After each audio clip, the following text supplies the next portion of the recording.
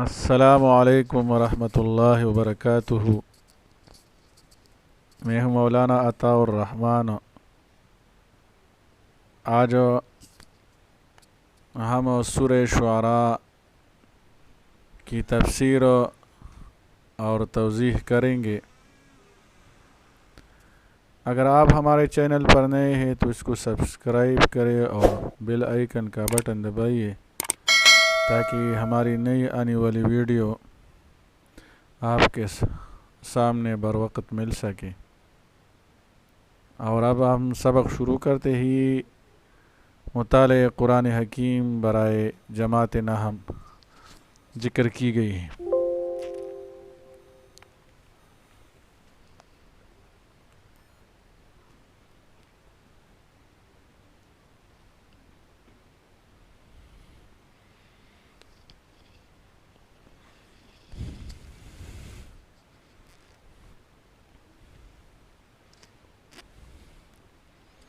سورہ شعراء، اس میں لوط علیہ السلام کے قصے کے بعد آتی ہے، اور آج ہم کو اس کی آپ کی وضاحت آپ کو کریں گے۔ کچھ مسئلہ ہے اس وقت، چلو شروع کرتے ہیں۔ تعارف اس کا یہ خلاصہ اس کتاب میں مطالعہ قرآن حکیم میں ذکر کیا گیا ہے۔ ہم انہی الفاظ کو آپ کے سامنے دہراتے ہیں۔ آیات کی تعداد کے لحاظ سے سورہ شعراء طویل ترین مکی صورت ہے، اور مکی صورتوں کی خاصیت یہ ہوتی ہے کہ اس میں اللہ تعالیٰ کی وحدانیت، رسالت اور آخرت پر یقین دلائل عقلی اور نقلی سے ثابت کیا گیا ہے۔ سورت کا آغاز مشرکین مکہ کے بارے میں آپ صلی اللہ علیہ وسلم کو اللہ کی طرف سے خاص طور پر تسلی دینے سے ہوتا ہے۔ آیات نمبر 10 تا 191 میں 7 انبیاء کرام علیہ السلام، حضرت موسیٰ علیہ السلام، حضرت ابراہیم علیہ السلام، حضرت نوح علیہ السلام، حضرت ہود علیہ السلام، حضرت صالح علیہ السلام، حضرت لوط علیہ السلام اور حضرت شعیب علیہ السلام کا اپنی قوم کو ہمت اور عزیمت کے ساتھ توحید کی دعوت دینے کا ذکر ہے۔ دعوت توحید کو قبول کرنے والے اہل ایمان کو نجات دینے اور کفار پر دنیا میں بھی عذاب اتارے جانے کا بیان ہے۔ گویا ان واقعات کے ذریعے نبی کریم صلی اللہ علیہ وسلم اور صحابہ کرام رضوان اللہ تعالی علیہم اجمعین کو تسلی دی گئی ہے کہ بالآخر اہل ایمان ہی کامیاب ہوں گے۔ کفار و مشرکین نافرمان قوموں کے دردناک انجام سے باخبر ہو کر اپنی بروقت اصلاح کر لے۔ ہر قصہ کے بعد 2 آیات ان فی ذلک لآیۃ وما کان اکثرهم مؤمنین وان ربک لہو العزیز الرحیم بار بار کل 8 بار دہرائی گئی ہیں۔ اس صورت کے آخر میں فضائل قرآن کا بیان ہے اور شاعروں کی عمومی کمزوریوں کو بیان کرتے ہوئے اچھے شعراء کی صفات کا ذکر کیا گیا ہے۔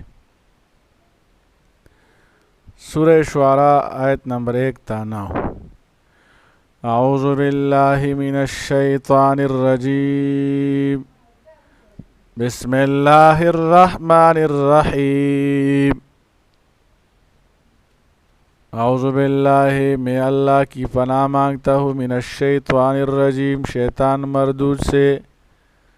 بسم اللہ الرحمن الرحیم، اللہ کے نام سے شروع جو بڑا مہربان ہمیشہ رحم فرمانے والا ہے۔ طاسین میم، یہ حروف مقطعات ہیں۔ یہ اللہ تعالیٰ کی طرف سے ایک راز ہے، ہمیں بس ایمان لانا ہے اس پر۔ ان حروف کا معنی اللہ تعالیٰ خوب جانتا ہے۔ تلک آیات الکتاب المبین، یہ واضح کتاب کی آیات ہیں۔ یہ قرآن کریم جو ہے ان کے آیات واضح ہیں۔ یعنی یہ مضامین جو آپ پر نازل ہوتے ہیں کتاب واضح انہیں قرآن کی آیاتیں ہیں، اور یہ لوگ جو اس پر ایمان نہیں لاتے تو آپ اتنا غم کیوں کرتے ہیں؟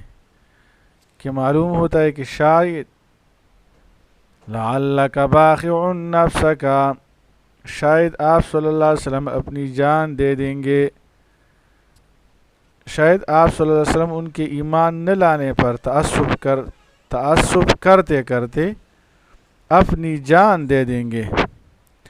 اصل یہ ہے کہ یہ عالم ابتلا ہے، یہ دنیا دارالامتحان ہے، اس میں حق کے اس بات پر وہی دلائل قائم کیے جاتے ہیں جن کے بعد بھی ایمان لانا بندہ کے اختیار میں رہتا ہے۔ باخعون سے مشتق ہے، جس کے معنی یہ ہے کہ ذبح کرتے کرتے بخار تک پہنچ جائے، جو گردن کی ایک رگ ہے، اور اس جگہ باخعون سے مراد اپنے آپ کو تکلیف اور مشقت میں ڈالنا ہے۔ علامہ عسکری نے فرمایا کہ اس جیسے مقامات میں اگرچہ صورت جملہ خبریہ کی ہے مگر حقیقتاً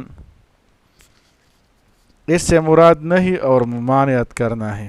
مطلب یہ ہے کہ اے پیغمبر اپنی قوم کے کفر اور اسلام سے انحراف کے سبب اتنا رنج نہ کیجیے کہ جان گلنے لگے۔ اس آیت سے ایک تو یہ معلوم ہوا کہ کسی کافر کے بارے میں اگر یہ معلوم بھی ہو جائے کہ اس کی تقدیر میں ایمان لانا نہیں ہے تب بھی اس کو تبلیغ کرنے سے روکنا نہیں چاہیے۔ دوسرے یہ معلوم ہوا کہ مشقت میں اعتدال چاہیے، اور جو شخص ہدایت نہ پائے اس پر زیادہ حزن و غم نہ کیا جائے۔ لعلک باخع نفسک، شاید آپ صلی اللہ علیہ وآلہ وسلم اپنی جان دے دیں گے اس غم کی وجہ سے اللہ یکونوا مؤمنین کی وہ ایمان نہیں لاتے۔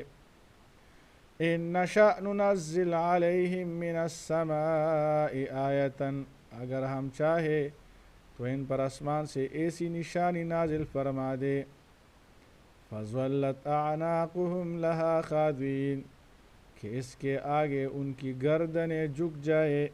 ایسی آیات اور ایسی نشانی نازل کرے کہ اس کے آگے اس کی گردنیں جھک جائے۔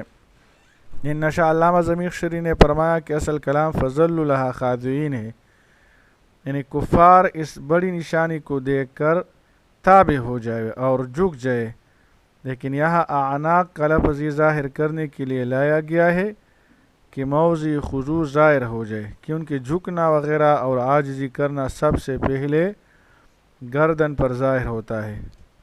مضمون اس آیت کا یہ ہے کہ ہم اس پر بھی قادر ہیں کہ اپنی توحید اور قدرت کاملہ کی کوئی نشانی ظاہر کر دیں جس سے احکام شرعیہ اور حقائق الہیہ بدیہی ہو کر سامنے آ جائے، اور کسی کو مجال انکار نہ رہے، مگر حکمت کا مقتضا یہ ہے کہ یہ احکام و معارف بدیہی نہ ہو بلکہ نظری رہے، کہ غور و فکر پر موقوف رہے، اور یہی غور و فکر انسان کی آزمائش ہے، اسی پر ثواب و عذاب مرتب ہے۔ بدیہی چیزوں کا اقرار تو ایک طبعی اور ضروری امر ہے، اس میں تعبد اور اطاعت کی شان نہیں۔ بدیہی وہ ہے جو بغیر فکر اور سمجھ کے انسان کے ذہن میں آ جائے۔ فَظَلَّتْ أَعْنَاقُهُمْ لَهَا خَاضِعِينَ، اس کے آگے ان کی گردنیں جھک جائے۔ وَمَا يَأْتِيهِم مِّن ذِكْرٍ مِّنَ الرَّحْمَٰنِ مُحْدَثٍ، وما ياتihim، ان لوگوں کے پاس جو بھی نئی نصیحت رحمان کی طرف سے آتی ہے، الا كانوا عنه معرضین، وہ اس سے منہ موڑ لیتے ہیں۔ جب بھی کوئی وحی اللہ کی طرف سے نئی نازل ہوتی ہے اور نصیحت نازل ہوتی ہے تو یہ مشرکین اس سے منہ موڑ لیتے ہیں۔ وما ياتihim من ذکر من الرحمن، ان لوگوں کے پاس جو بھی نئی نصیحت رحمان کی طرف سے آتی ہے، اللہ کا نئی محدث، نئی من الرحمن، اللہ کی طرف سے ذکر نصیحت، الا كانوا عنه معرضین، مگر وہ وہ اس سے منہ موڑ لیتے ہیں، فقد کذبوا، پس یقینا وہ حق کو جھٹلا چکے ہیں، انہوں نے حق کو جھٹلا دیا۔ فَسَيَأْتِيهِمْ أَنبَاءُ مَا كَانُوا بِهِ يَسْتَهْزِئُونَ، تو ان قریب ان کو اس چیز کی حقیقت معلوم ہو جائے گی، یستہزئون، جس کا وہ مذاق اڑایا کرتے تھے۔ اولم یروا الی الارض، کیا انہوں نے زمین کی طرف نہیں دیکھا، کم انبتنا فیہا، کہ ہم نے اس میں کس طرح عمدہ چیزیں اگائی ہے، کم انبتنا فیہا، کس طرح اگائی ہے، من کل زوج بہیج، اس طرح عمدہ چیزیں۔ زوج کریم، زوج کے لفظی معنی جوڑے کے ہیں، اسی لیے مرد و عورت نر و مادہ کو زوج کہا جاتا ہے۔ بہت سے درختوں میں بھی نر و مادہ ہوتے ہیں، ان کو اس مناسبت سے بھی زوج کہا جا سکتا ہے، اور کبھی لفظ زوج ایک خاص نوع اور صنف کے معنی میں بھی آتے ہیں۔ اس معنی کے لحاظ سے درختوں کی ہر نوع کو زوج کہا جا سکتا ہے، اور کریم کے معنی عمدہ اور پسندیدہ چیز۔ اولم یروا الی الارض کم انبتنا، کیا نہیں دیکھتے وہ زمین کو، کم انبتنا فیہا من کل زوج کریم، کتنی اگائے ہم نے اس میں ہر قسم کی خاص چیزیں۔ ان فی ذلک لآیۃ، یقیناً اس میں نشانی ہے، وما کان اکثرهم مؤمن، اور ان میں سے اکثر ایمان لانے والے نہیں، وَإِنَّ رَبَّكَ، اور یقیناً آپ کا رب، لَهُوَ الْعَزِيزُ الرَّحِيمُ، بہت غالب، عزیز غالب، لَهُوَ الْعَزِيزُ الرَّحِيمُ، بہت غالب، ہمیشہ رحم فرمانے والا ہے۔ آج کی بس ایک رکوع اب تک باقی ہے، بس یہی پر ہم اکتفا کرتے ہیں۔ السلام علیکم۔